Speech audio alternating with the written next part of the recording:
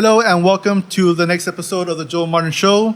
Today I'm here at, well, how do you pronounce the word? Because sometimes I get confused with the name. It's Tuna Mansa. Tuna Mansa. Tuna Mansa Skating Boutique. How did you get the name of Tuna Mansa? Okay, I love telling this story.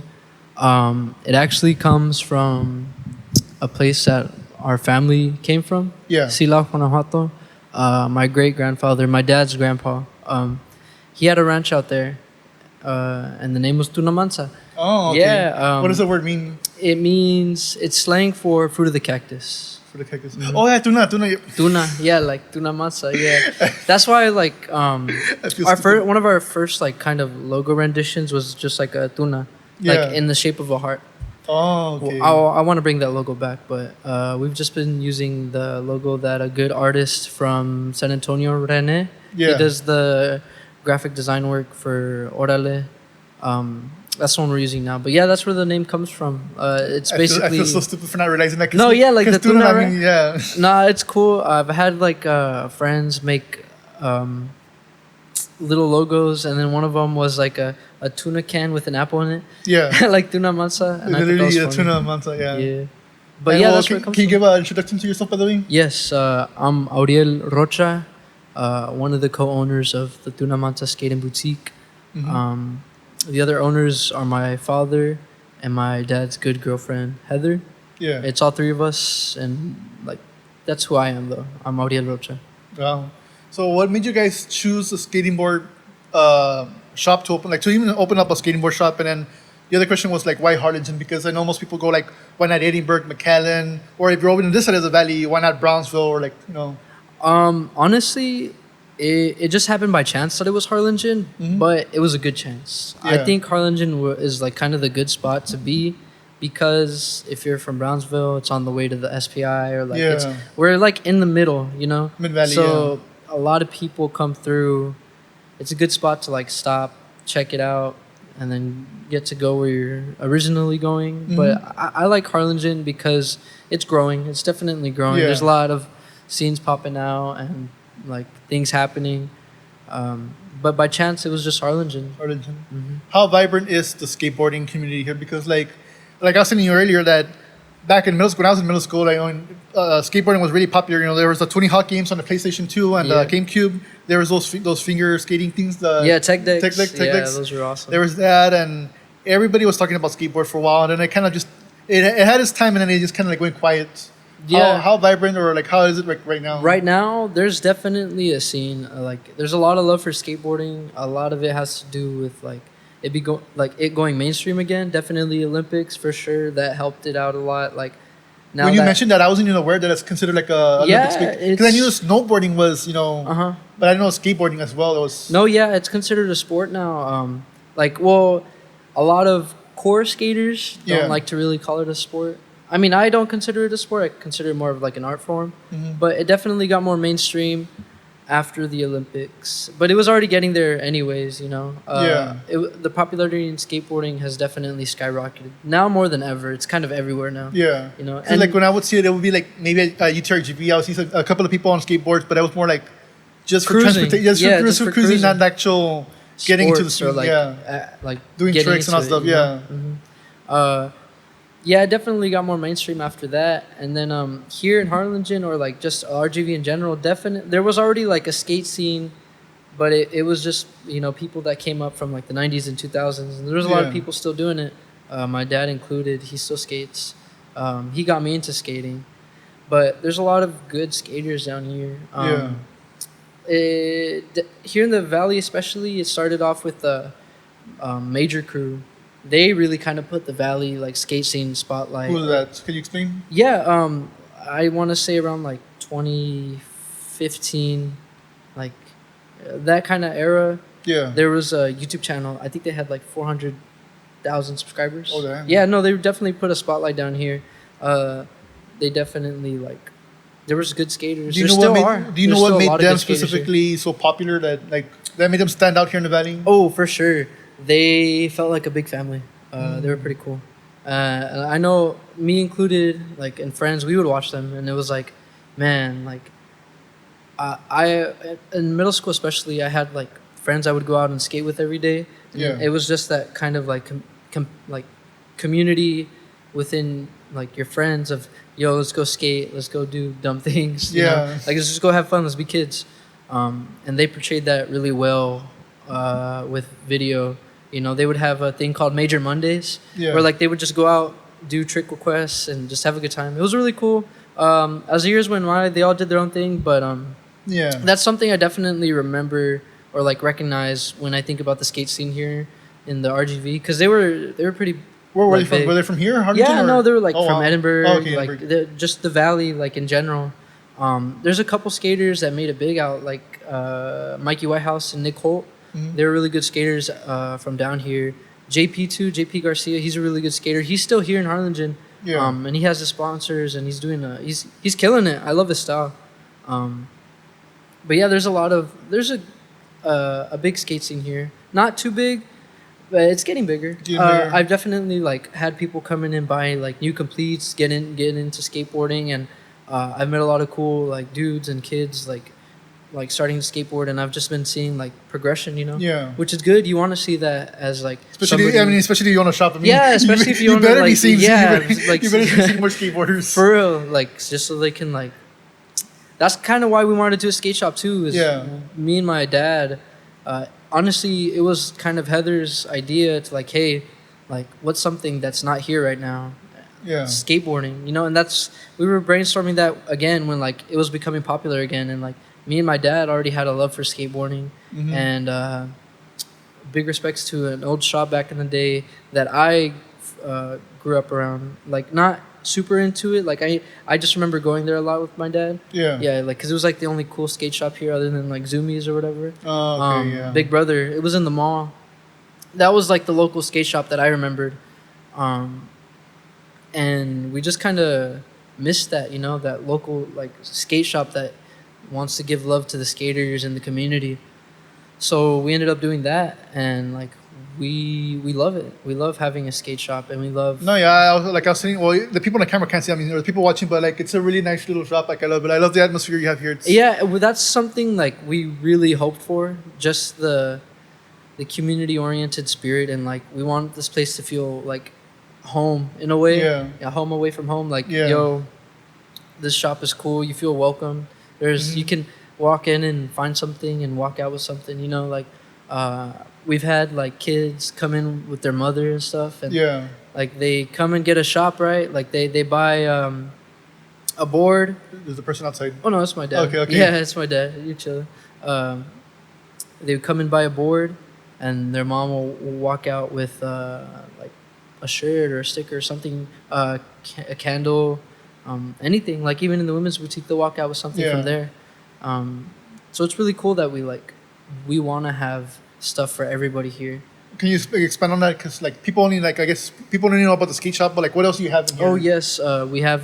The reason it's Tuna Mansa Skate and Boutique. We actually have a Lemonade Boutique on our left side, and then we have the Pulita on our right side. The Pulita has like thrifted clothing, books, CDs, vinyls, DVDs, VHSs, and then the Lemonade Boutique, we have plus size women clothing and like hats, bows, glasses, little knickknacks, notepads, like little backpacks, stuff like that are more feminine, femininely like based.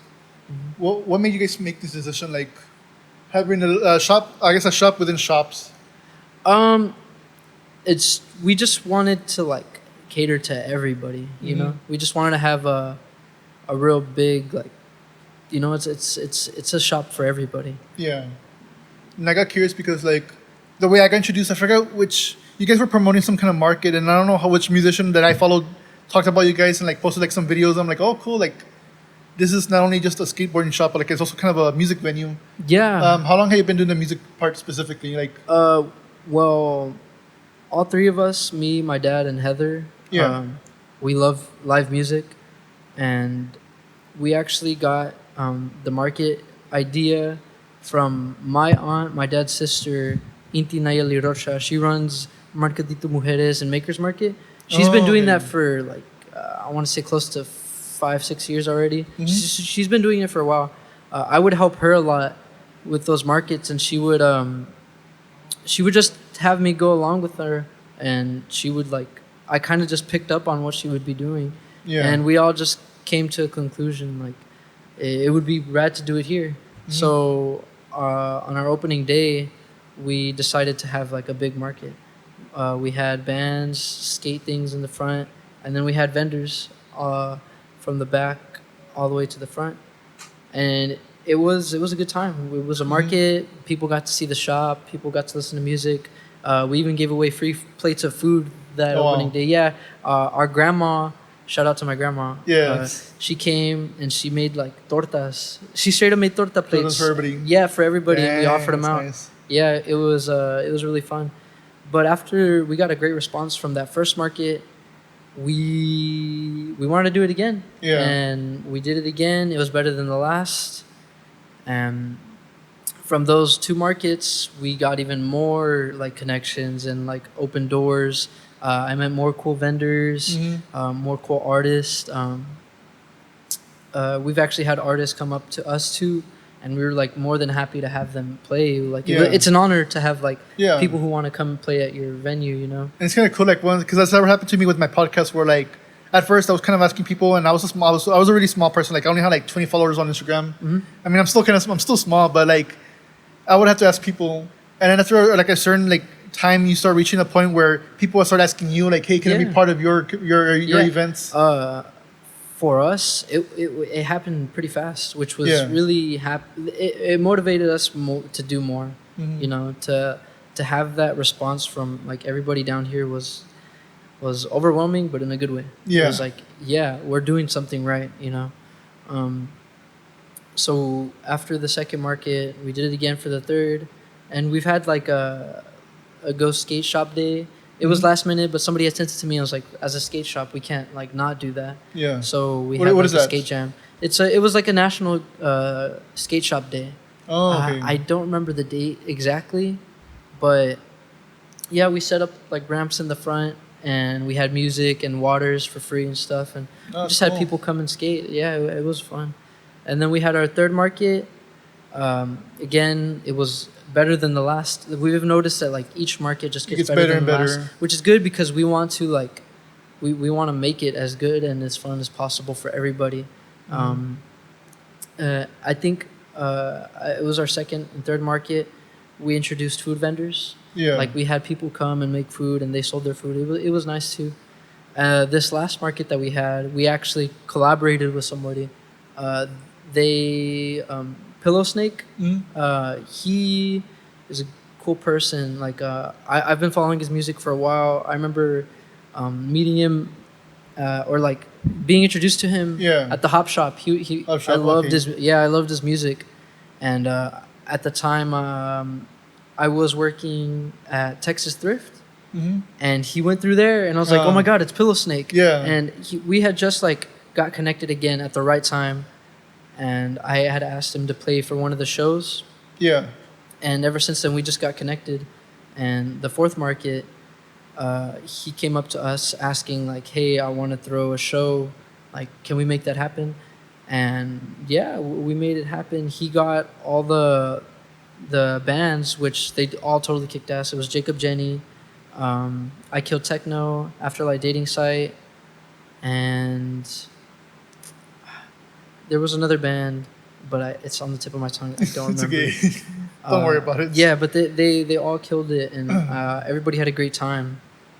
And he was in charge of like getting all the whole kind of like band set list. And it was awesome. Everybody loved it. I helped out with getting vendors because he didn't want vendors, so I invited some vendors to come and sell. And that was our last market. But are you guys planning another one like coming soon, or? Right now we're focusing more on skate competitions. I know we have one on June 11th in Kingsville. It's like an hour away from here. Yeah. And then we have another one on the works that we want to set up and plan here in Harlingen. And then a little later this summer we have another skate competition that we're help sponsor at SPI. Oh, wow. I believe it's called the Beach Bash. Yeah. Something. But yeah, it's been fun. It's really fun. So what goes into that kind of work where you're sponsoring competitions and? We're all learning as we go. We've been reached out to like for all of the competitions that we've sponsored. We've been reached out to. Our first competition that we sponsored was out there in Kingsville. We met some cool people out there, some cool brands like Scab Mafia, Enlightened Skateboards. They were cool to meet and talk to, and they invited us to the one on June 11th. Basically, we just were like, yeah, we want to go. We want to sponsor the event. We would spread the word. We donated gear for the comp, and like we went out there ourselves and set up kind of like a vendor, like mini shop. We took out boards and we took skate gear out there to sell and stuff. Yeah. Out of curiosity, what makes like good skateboarding equipment? Like, is there any kind of like telltale signs, or like is there like like in the gaming community, like where people say like, oh, don't buy Turtle Beach headphones? Oh, yeah. Even though like some more popular brand, but like, oh, get these other brands. These brands are better. What is it like with skateboarding? Yeah, there's definitely a lot that goes into it. It's all just different brands. Every brand, like skate brand, they go to different skate distributors of like people who make the boards. Some are handmade, some are made in the manufacturer. There's a lot of different shapes. It's all really preference. Like, truth be told, like some people like skating venture trucks, some people like skating independents, tensors, or indies. Like, it's all preference at the end of the day. You just gotta find whatever like suits your skating style best. We do like having a big variety, but as a small skate shop, it like we kind of have to wait when we have disposable income to like throw at gear. We like to get more gear into the shop. Actually, tomorrow we're getting a shipment in for a bunch of stuff we've ordered. But as like good gear, bad gear, there's definitely bad gear, and there's definitely good gear. It's all just preference though to what you like.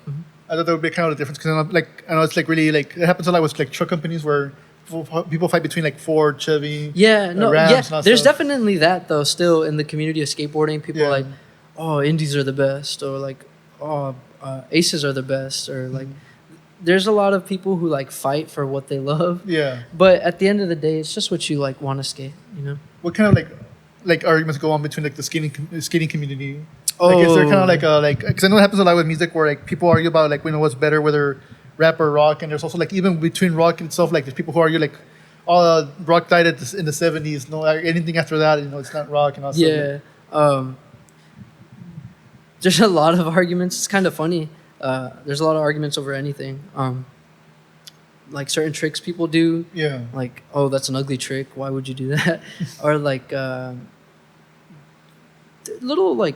just little things. Honestly, yeah. There's like a lot to pick and choose. I would say it's the same in any category of like anything. Like like with trucks, like Ford or this is that. It's better. There's a lot of that. There's a lot of like, oh, like don't do that. That trick. No one likes that trick. Stuff like that. But it's just like. It's all just preference, who you want to do, like what you want to do, or what you want to skate, or how you want to skate. No one can really tell you anything if you believe in it, Like if you want to skate the certain way, skate it, own it. Who do people look up to? Because I mean, back then the big one was Tony Hawk. I mean, that's the one area. That's the mainstream. That's the one everybody knows. But like in terms of like right now, like who do people look up to in terms of skateboarding?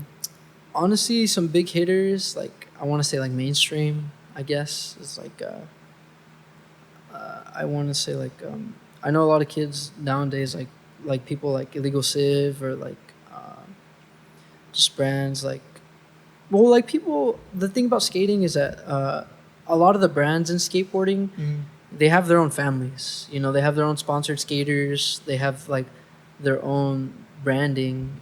Like Shake Jump, for example.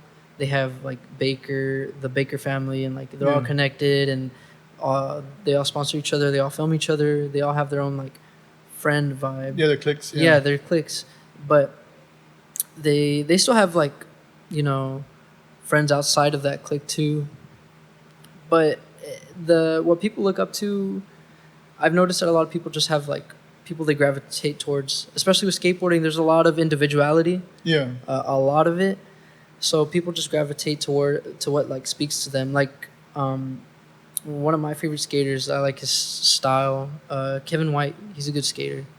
A good skater that I used to like really enjoy. I've heard he's been coming back. He's been having trouble with like his past, or like just like his like drug usage and stuff. Okay. Bam Margera, Yeah. I'm pretty sure you heard of him. Like he was big back in the day too, but his style was really cool. Like he would skate a lot of bowl and transition and like street. He just made it look cool. Yeah. I really like his style. But as like for people in general, they just gravitate towards what speaks to them because of the individuality in skateboarding.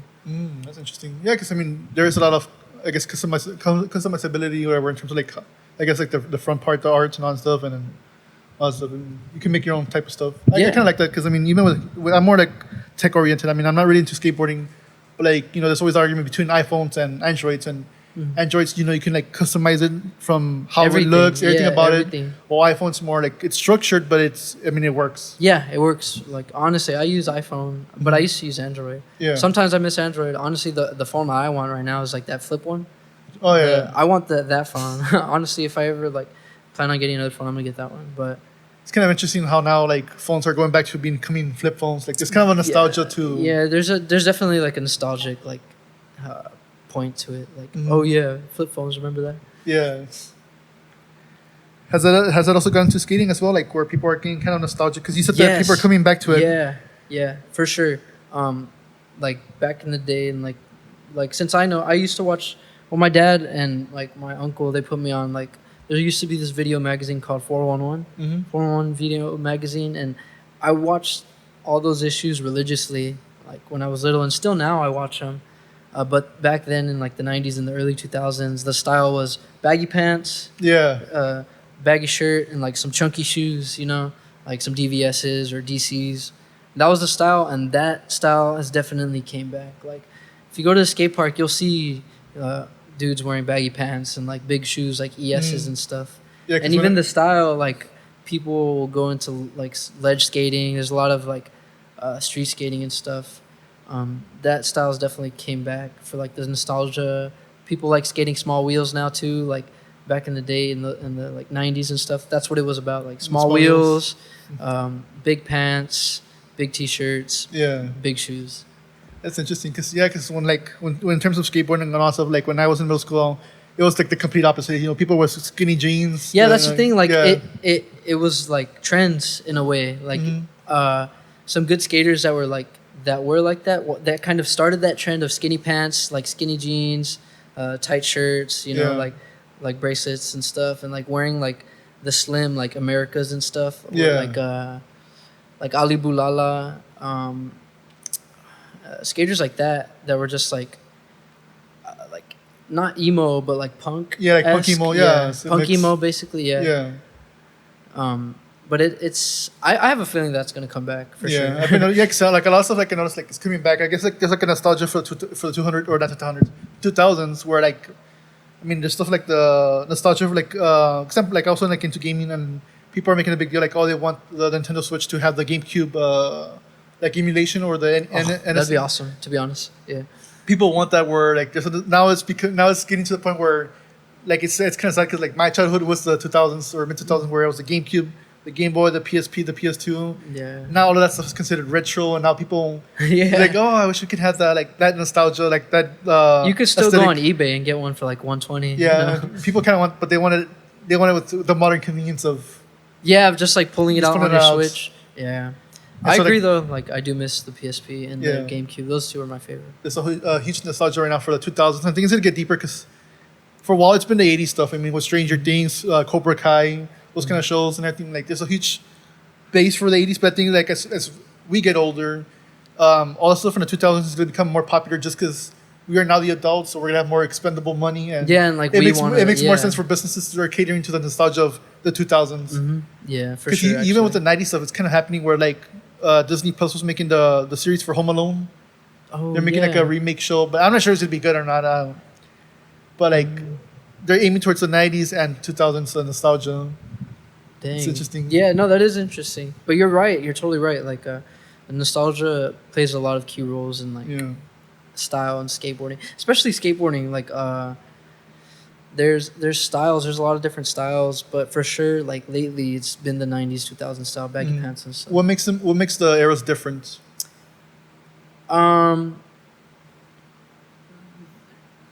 Just the or like in skateboarding, people call it steez, which is just another word for like style, the way how you like approach yourself to skateboarding and how you like show yourself to others. It's just like there's different, like there's like a hip hop like kind of vibe. That's what I was wondering. Cause there's like a hip hop vibe, like where you skate ledges and like you listen to like a Tribe Called Quest and you do your thing. And then there's like this aggressive punk style. You shred bowls and you like listen to like the Descendants and stuff. There's a mix of both. There's indie skaters who like listen to indie music. Music has a lot to do with skateboarding, like especially in like skate video parts, or like it's almost like a ritual to have like music while you skate. They go hand in hand for sure. As so like art, like if you notice a lot of pro skaters that like don't skate anymore, they're either an artist, a musician, or something along like those lines. You know, they have their own brand and they put in their own artistic views in it. That makes sense. Because I was curious about that. Because I mean, like back then, like when I was in middle school, like I mean, it was mostly like pop and rock and indie or emo. Actually, those were like the main music that people were listening to, the mainstream. But that kind of died off. Where now, like most of the youth, like they're listening to hip hop, rap. Yeah, it's definitely. So that also affected skateboarding itself. Yeah, in a way, because like you know, it's mainstream. A lot of people are listening to it at that time. So like it'll make its way into skateboarding, like for sure. Like a lot of people are listening to hip hop and stuff. Yeah, that's right now. That's the mainstream. Genre especially with like new like skate videos and stuff. They'll be using like new songs that come out in those genres and stuff.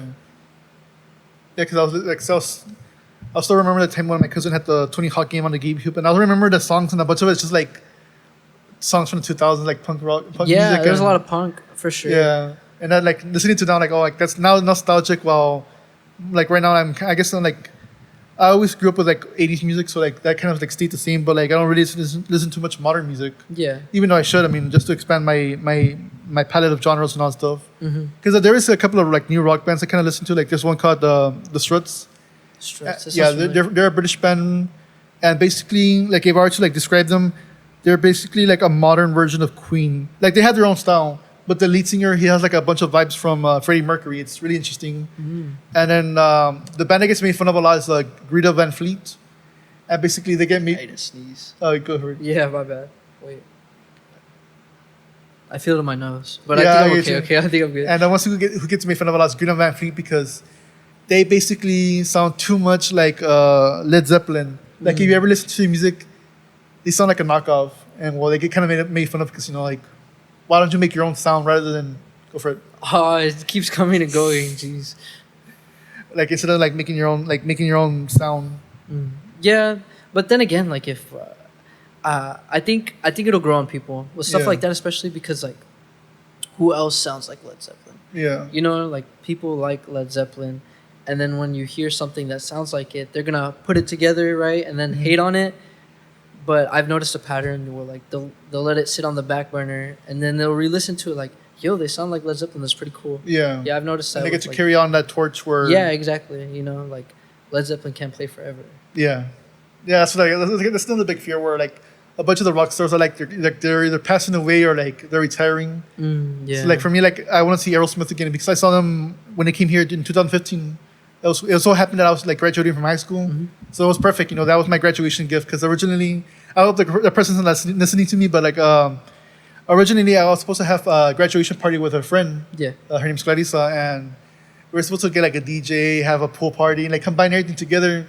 But then once I found out that Aerosmith was coming to the Valley, I was like, scrap that. Scrap that. I'm gonna go see Aerosmith. I'm gonna see Aerosmith, and it was funny because my mom was planning to like in the theaters, sometimes like bands have a concert in the theaters, like movie theaters where you can watch the live stream.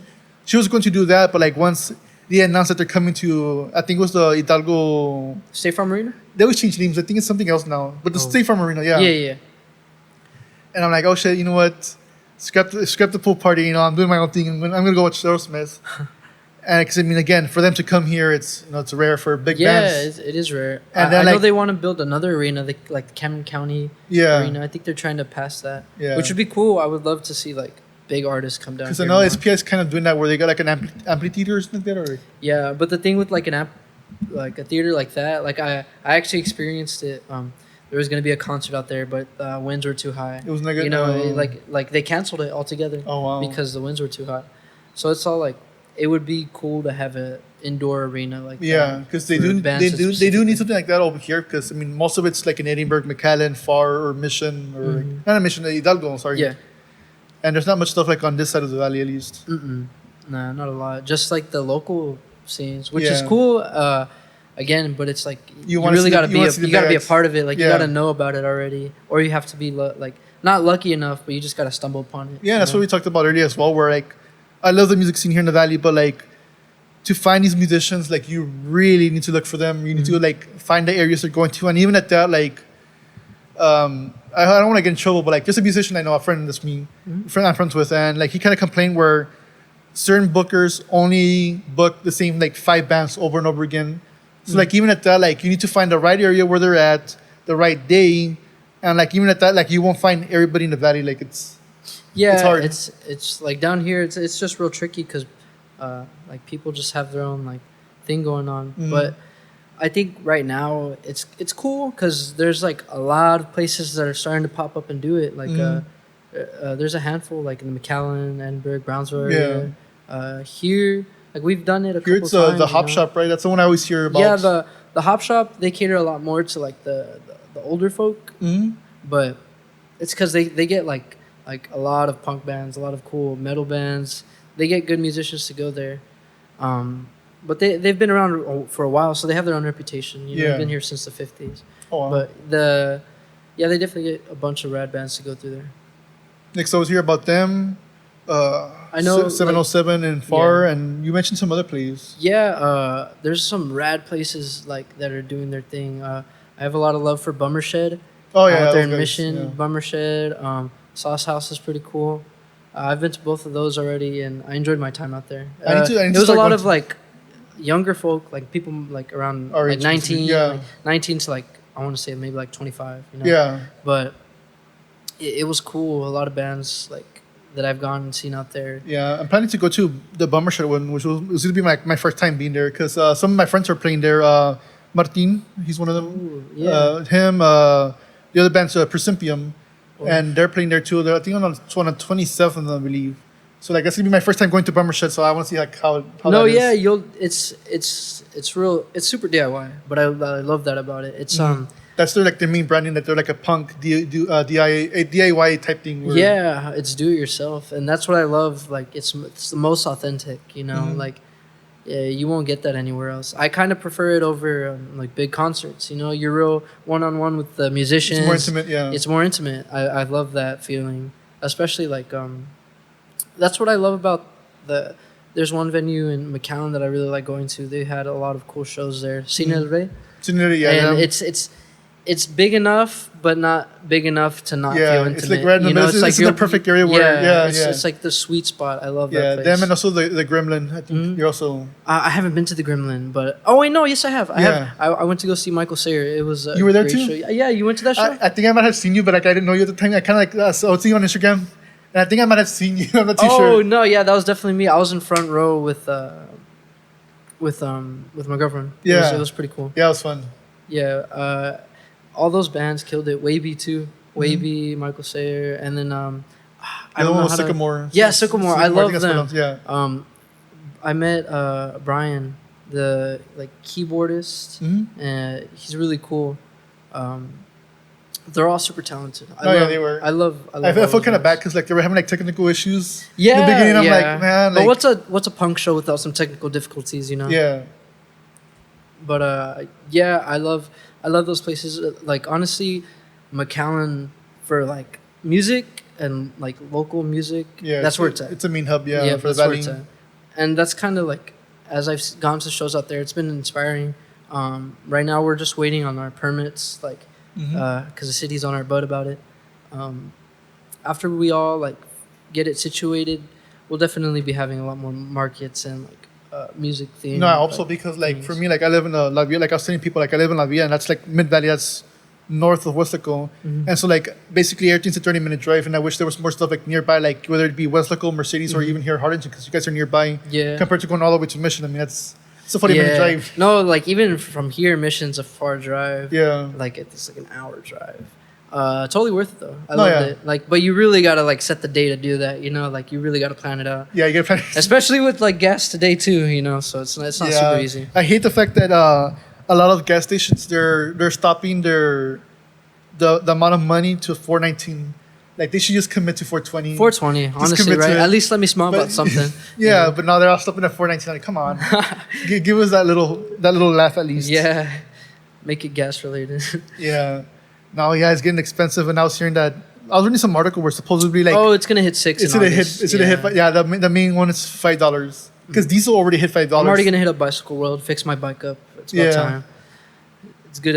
It's good exercise. And saves your wallet too. Then people are still bringing they're called the Heelys, right? Or I have a pair of those. I love Heelys. Yeah, people are talking about like let's bring out the bikes. Even skateboarding might actually get affected by that. Where right. Honestly, I should start ordering more cruisers. Yeah, like go skate to work. But no, music scene's popping in McAllen. I think in the RGV in general, it's just it's blooming. actually it's finally growing. Where blooming. For the longest time, like we would have to wait for like the big acts would be like much older bands that weren't like as popular anymore. Like they're still popular, they have their name to them, but like they kind of like already had their time. Yeah, and now we're actually getting more current popular bands. Like it's just frequent. It's really cool to see. Like honestly, I love McAllen because that's where a lot of like the musicians are going. You know, like Interwave, Chicano Batman, Café Tacuba. They're all going to McAllen, and I am not complaining because at least it's here in the valley. Yeah, it's here in the valley. It's here in the valley. Yeah, I like. It used to be like you'd have to go to like San Antonio to see stuff. Or like once that. in a while, I think Corpus will have a couple of stuff, but like still, like San Antonio was the main city. Yeah, like no, it's been rare that Corpus is like once in a while they'll have something, but and even here, like when current bands would come to the valley or current musicians at least, it would always be to SPI for spring break. Yeah, that would be like the main. Straight up. That would be the main at one. Clayton's. That's where everybody would go. And now, that's growing, and like again, like Mike Sayer, that's he's going up there. Oh yeah, honestly, I've listened to him for a while. I remember like listening to him on SoundCloud, and then I honestly kind of forgot it was like the same guy from SoundCloud. But then I got back into him, and I was like, oh my god, it's the same Michael Sayer. Yeah. And then when I got word that he was coming to McAllen, I was like, oh yeah, I gotta go to that. Yeah. I didn't actually know about him. I just saw like I think it was Tiger's Blood. That they're the ones who were the promoter. They posted a video, and I was just listening to the song. Like, you know what? I kind of like his vibe. Yeah. So I started listening to his music on Spotify, and like, you know what? I'm gonna take it. And it was a really fun show. You know who came down to McAllen, and now they're really big. Like they were small, but then they got super big. When I went to go see Interwave. The people that were opening up for them was actually iDress. I don't know if you've heard of them, but like now they're pretty big. But like when they came down to McAllen, they didn't have that big of a following. They had a following, but it was like a local scene following, you know. But they were from LA, and then like as the years passed, they made it big, and it was like cool to see. Like, I saw iDress in McAllen when they were opening. Dang, that's pretty cool. No, that's exciting to see. Like here in the valley, where now we're seeing bands actually like go out on tour. Sorry, there's a thing on my mouth. Like there's certain bands that are here in the valley from here that are actually like going out there and touring now and becoming big names. Yeah, no, because I think one of the names I heard was like Dirty Motel, I think, or something like that. I think they were from here, and now they're going out there. Sycamore was another one that we saw. Yeah, they're actually touring in Austin, San Antonio, and it's good to see that people are breaking out. Like it's good to be popular here in the valley, but like actually going to other parts of Texas and other parts of the U.S. I mean, it's exciting to see. No, it's exciting. Like I definitely want more people to like blossom because there's a lot of talent here in the RGV. Oh yeah, and then also actors and actresses are becoming like they're landing bigger roles basically. Oh, honestly, like I haven't really kept up with that, but that's cool. Yeah, like there's a girl from McAllen, I forgot her name, but she basically was a stunt woman for America, the character from the recent Doctor Strange film. Oh, really? The Midnight. Well, she was a stunt woman for her. Damn. And she was from McAllen, the girl. So like, people here are finally landing like. Yeah, they're gonna be putting us sure, on the map. Sure, it's not the camera role, but like still like. Yeah. To be a stunt person, it's a step forward. You know what? Honestly, yeah, the RGV's been blooming, especially with like Elon Musk and all that. Oh yeah, that's He went another big to one. Wessel, the place we're Yeah, talking about. yeah. People were making memes. 'Cause Yeah, it's kind of crazy. Apparently, that's like his favorite place to go. Oh wow! I need to go check it out. No, yeah, my grandpa, he plays a lot of folklore. Like he's real good with the guitar and singing and stuff. Mhm. And he would play out there. I think he was there one of the times Elon Musk went, Oh, which was wow. pretty crazy. Yeah, but at the same time, I'm like, kind of sucks that he's gentrifying the Brownsville area. Yeah. But he's a big guy. Like it's bound to happen. Sadly. Yeah, and it's something like the valley needs to understand. Like that's where I come in conflict with the valley itself because you want the valley to grow, but at the same time, It's like we have so much culture, we don't want it to be destroyed. Yeah, but there's also a fact that like if you want the valley to grow, that means cost of living is going to go up. I mean, there's no way it's not going to go up. I mean, that's kind of the Sadly, yeah. Like it's just like multiple like collisions, like something that you want to happen to the valley. It's not gonna happen in a healthy way, sadly. yeah. Honestly, I'm on the side that's like, I don't want it to be gentrified, Yeah. but it's gonna happen. Like Yeah. I'm gonna just do what I can do for my community. Mm. But I know that like big changes are already coming and they're already happening. Yeah. But like it just kind of sucks to see. Yeah, because I've been saying that for a long time, and people were like, I think it was back in high school, like I was like, no, like the valley's gonna pop, and like this was before SpaceX really came in. And I was seeing people like the valley's gonna grow, and like everybody like, no, like everybody's going to Austin, which I mean, people are going to Austin from other parts of the United States. I mean, Texas is growing, but like I was like, no, like the valley's going to have its own spot because right now, it's cheaper compared to like other places. So like there's going to be there's going to be people who will say like, you know what, let's go to the valley. You know, it's cheaper, it has good culture. You can go to Mexico for like dentistry and like medicines. Yeah, no, foods. For sure. Yeah, I know that. I've been doing that. It's cheaper. It's cheaper, and you get to have the best of both worlds. You get to live in the safety of the U.S. and then, but like also get to get some of the culture from Mexico. It's a perfect spot. Yeah, it really is. And so I mean, this place is bound to grow. Oh, yeah, it's definitely bound to grow. Yeah, and the only thing that concerns me is property taxes. Oh yeah, it's gonna skyrocket. Yeah, but I think like the only way to like avoid like all of those issues where like gentrification or whatever, like the only way for it to change is for like people to start building more houses.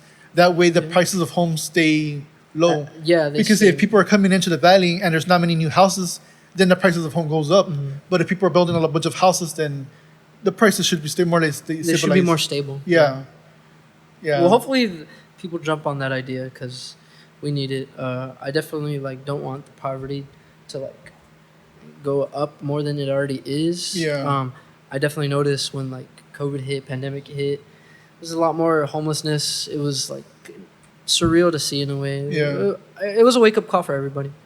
But and hopefully, it fixes itself. Like I do what I can, you know. And I hope with that being said, like I hope people realize that they should prepare because like I don't want to sound like sounding alarms, but like the doomsday prepper. Yeah, but like, I mean, like I think everybody needs to be that way. Like it's real. You know? Yeah, because like from all like I'm really into like I guess economics and like the stock market and stuff. Like basically from what everybody's saying at this point, like we're gonna be heading towards a recession. Oh, for sure. Because of the like the Feds need to like to fight inflation. Basically, the role of the Federal Reserve is basically to like increase interest rates. But like if you have like credit card debt, home loans, and all stuff like that's gonna it's gonna go up. Which makes it more expensive. So like I hope people realize like they get their finances straight because if not, like you're gonna be in for a world of pain. Like yeah, well, hopefully like I hope good luck to everybody. Yeah, I hope people are learning. Good luck to everybody. Because like I do my own grocery shopping and like the prices of like for my family we usually get those giant boxes of eggs. Yeah. Like now like before they were like $6 I think or $8 and now like $12. Damn. So I'm like,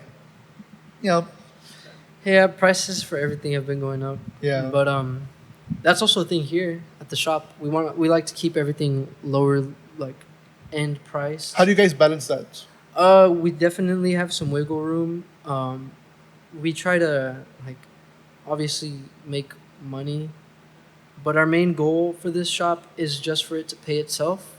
Nothing more. We're not looking to get rich off of this. We're not looking to like be like financially successful. I mean, we just want it to pay for itself. Yeah. Like I still work a day job. I do my thing. I'm real busy, but I get to like sell skate gear, you know? how do you balance your life? Because you have your day job, you have this, and then you're also doing like, I mean, even with this, like you have different roles within the shop, and then just like your social life. How do you balance all of that?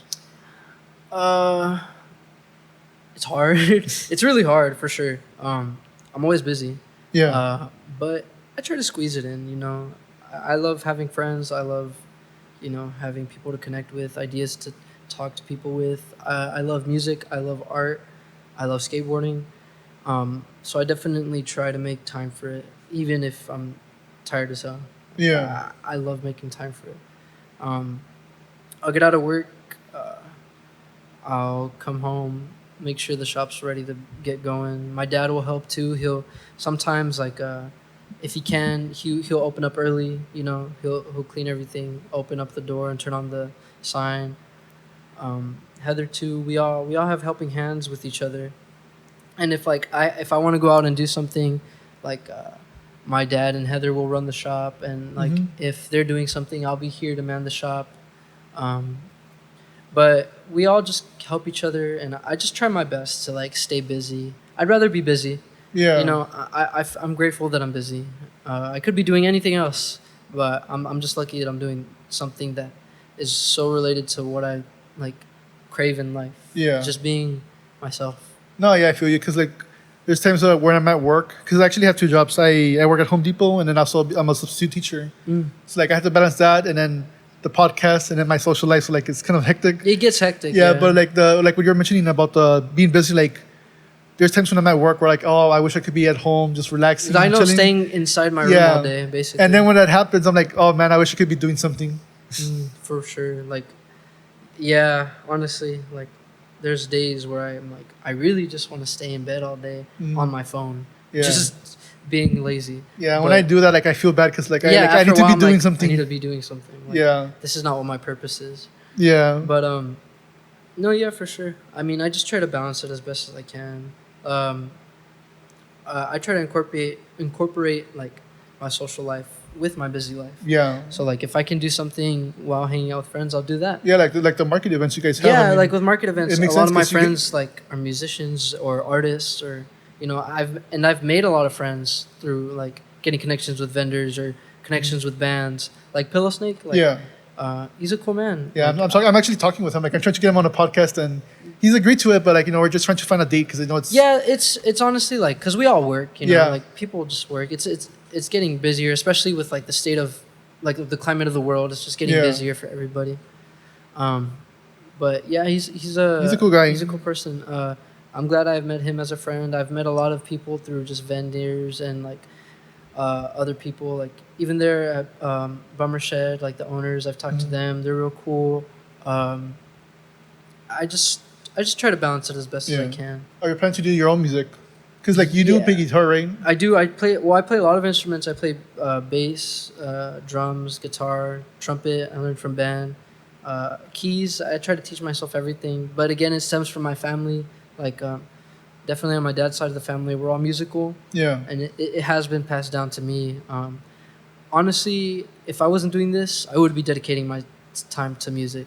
But here and there, I'll pick up the guitar. I'll try to.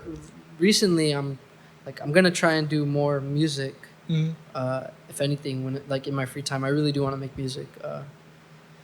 But I just try to juggle everything. Yeah. And so far, like sometimes I'll drop a ball of like, oh, I'm not drawing anymore. Yeah. Maybe I'm just playing guitar more, vice versa. But I just try to balance it as best as I can. Have you actually written down music in terms of lyrics and actual? Oh, yeah, I have. I don't have proper recording equipment, so I've done a couple covers because they're easier to do. But I've also made my own music. But it's just simple stuff that I like. I straight up I rig it as best as I can, and then I'll use GarageBand on my phone and record as best as I can. Yeah, it's a start. The barrier to make music is very low right now, and anybody can do it. Anybody can do it. Honestly, Steve Lacy, he made his whole first Red album on GarageBand. Yeah. You can make good music with low effort and make it still sound beautiful. Yeah, it's possible. Even I was thinking that back then, when I first started the podcast, I mean. I didn't have the best equipment. I actually had multiple podcasts. Yeah. I had mentioned in one of my update videos, and back then it was just me and my friends just talking shit, whatever. It was bad because it was like 7 of us, and we would use the webcam.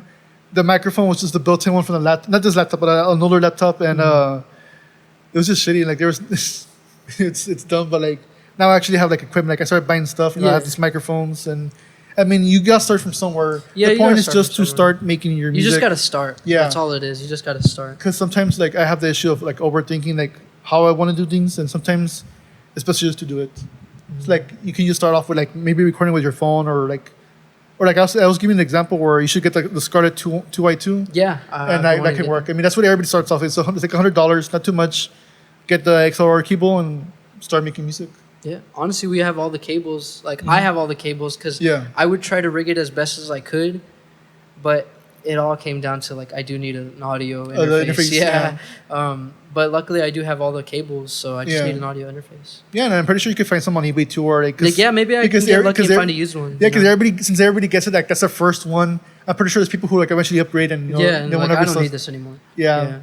So I honestly recommend that one. That's one of the best interfaces you can get. And like, what kind of genre are you going for? I listen to a lot of music. A lot of stuff inspires me. My dream, like, type of music that I would love to make. Yeah. I don't know if you've heard of Devendra Banhart. No. Okay, he makes. I can't describe his genre. It's just beautiful. I would love to make music like that. I play with friends. And we play punk or we play jazz or we'll try and make disco or like we'll do anything or like we'll try and capture Chicano Batman sound and like we'll just go indie and like. Honestly, I don't mind making anything, but like if I were to like, if I was living on some kind of farm and I just had like everything to myself, that's the kind of music I would be making. Devendra Banhart. I recommend anybody to listen. And to look into them afterwards. Yeah, for sure. No, for sure. The Mala album, it's a pink cover. Like, I recommend that album, front to back. What about them? Do you like actually like draws you to them? Because you said you like their song, but like, what about it? It's like.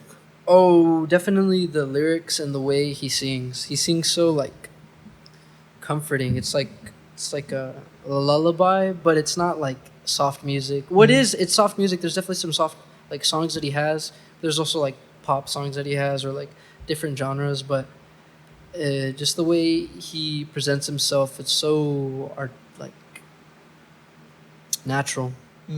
Like he seems genuine.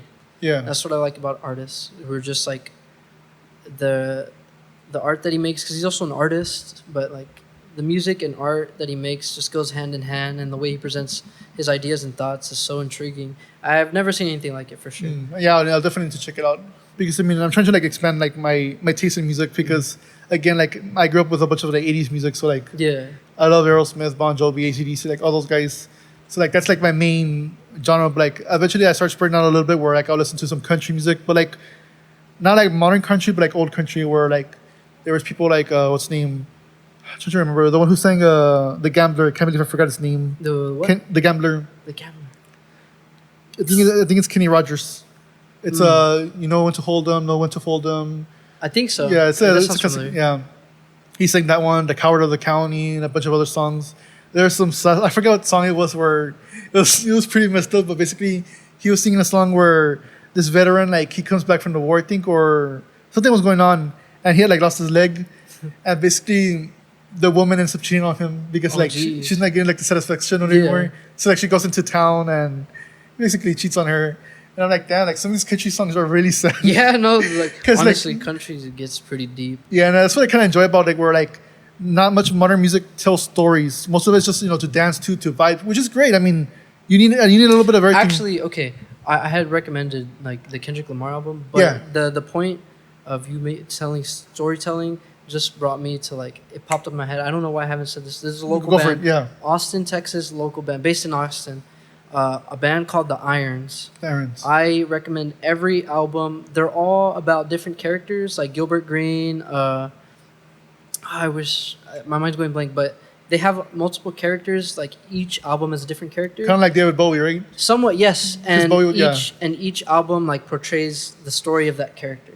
Oh, that's interesting. And they're all like they're from Austin, and like they're still pretty underground, which is kind of crazy to hear. Like all they do is just shows in Austin, and I have my friend Sean. to owe like I owe him for like putting me on them. Yeah. They're such a good band. I gotta Like, check them out because I kind of like that kind of a thing where like I mean David Bowie would do it, and then like another modern band I would kind of do it was a band called Ghost, where they're kind of like I guess it was kind of like pop metal. I don't know how it would be considered, but basically like their thematic thing is like they're kind of like the lead singer is kind of like a skeleton pope type thing, and for every album there's like a new pope who takes over, or they call him the papa or whatever. Yeah.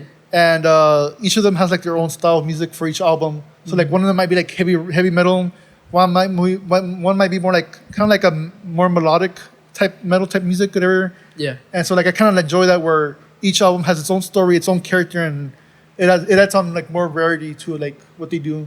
Because I do get tired of artists who they always do the same type of music over and over again, and I get tired of that.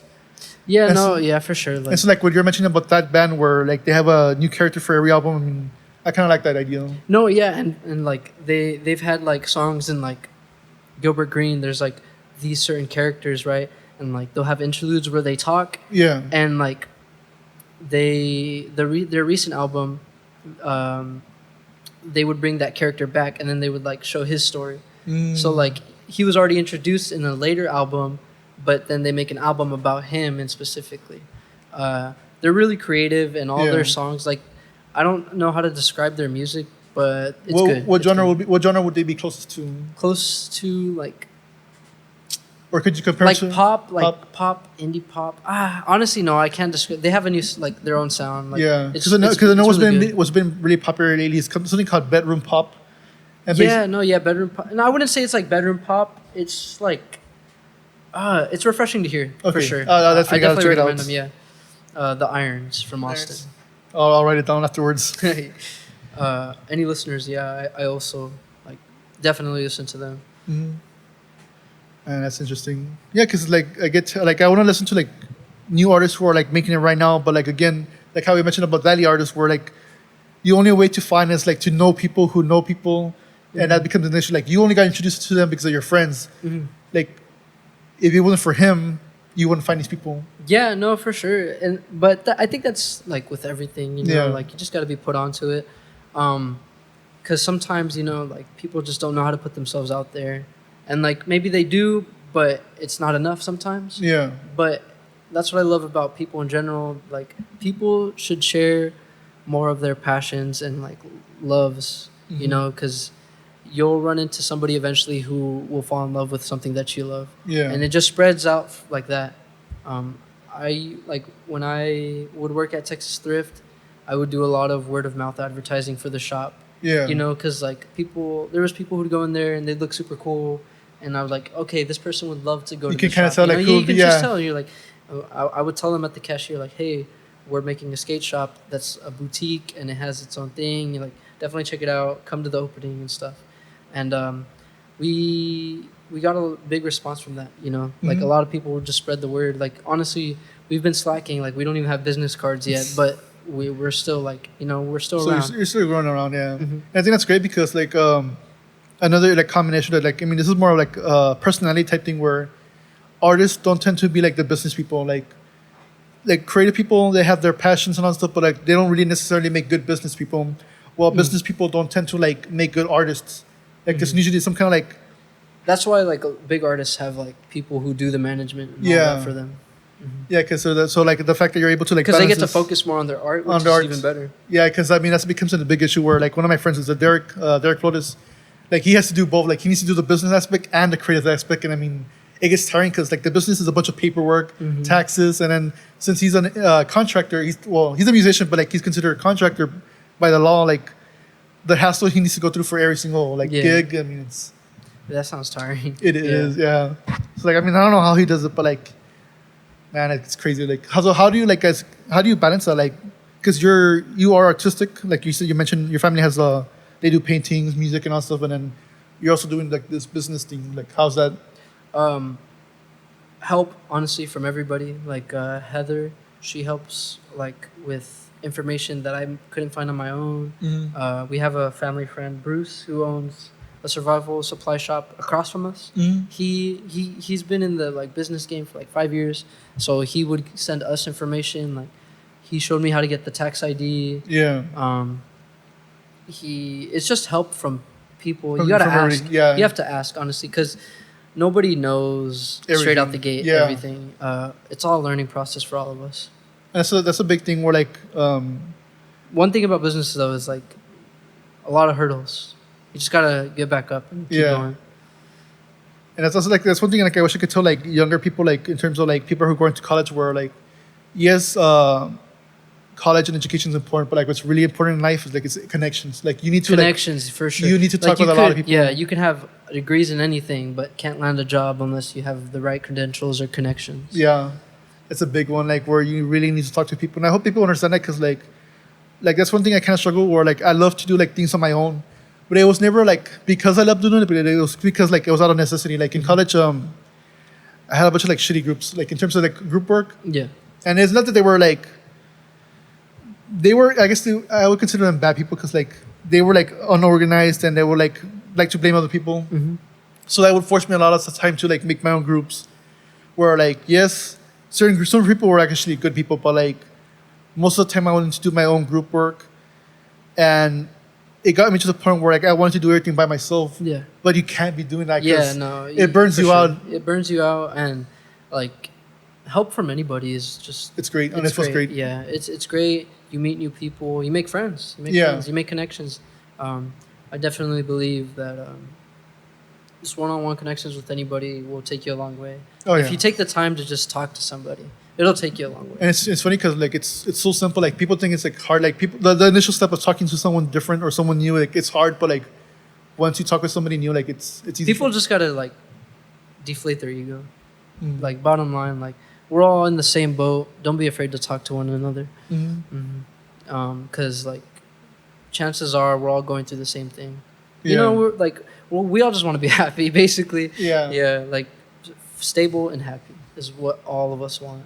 No, yeah, I was agreeing because I was listening to before this, I was listening to the interview you had with the guy named Joe Patty, I believe. And I think I listened to some of this content just to get a vibe because I want to see like who else is interviewing musicians around the valley. Yeah.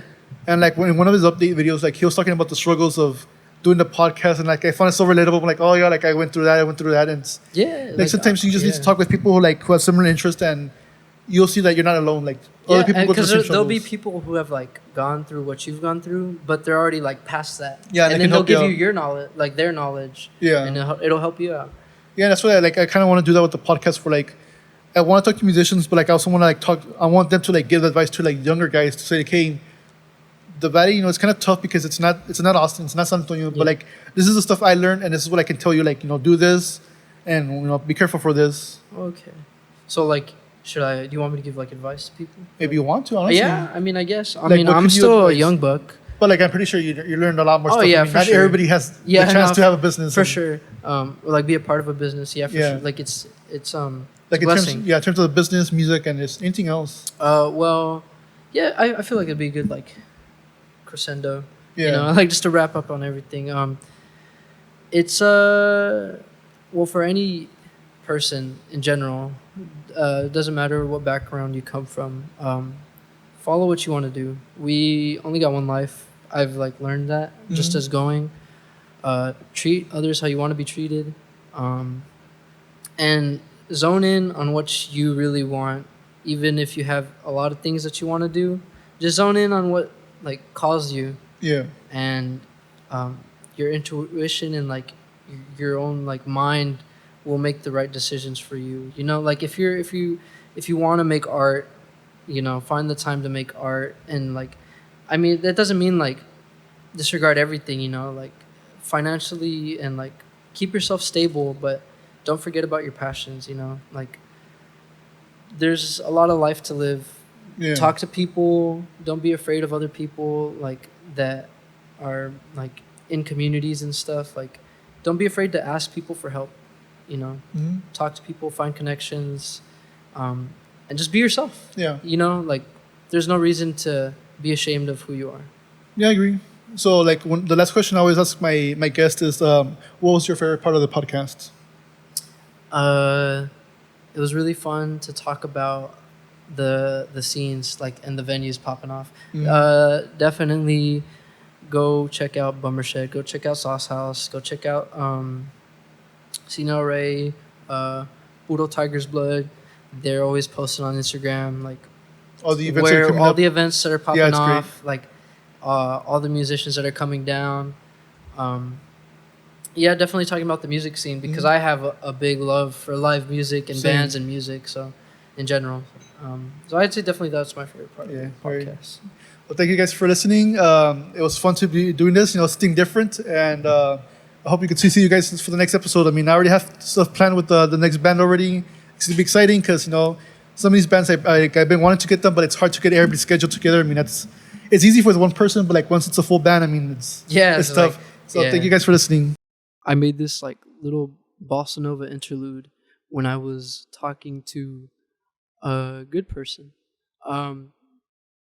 I was trying to make a song for the podcast, and I was just running like blanks in my mind, but I was talking to a special someone, and I came up with this little tune.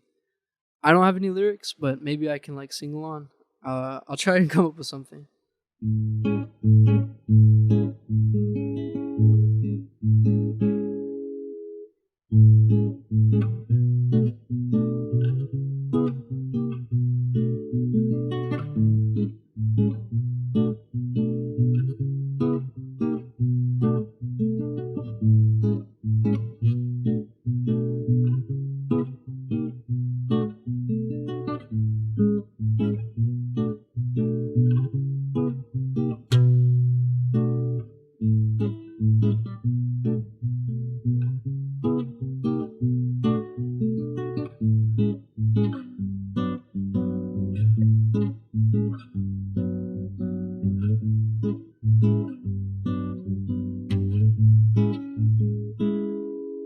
I couldn't think of lyrics, but y'all can do that.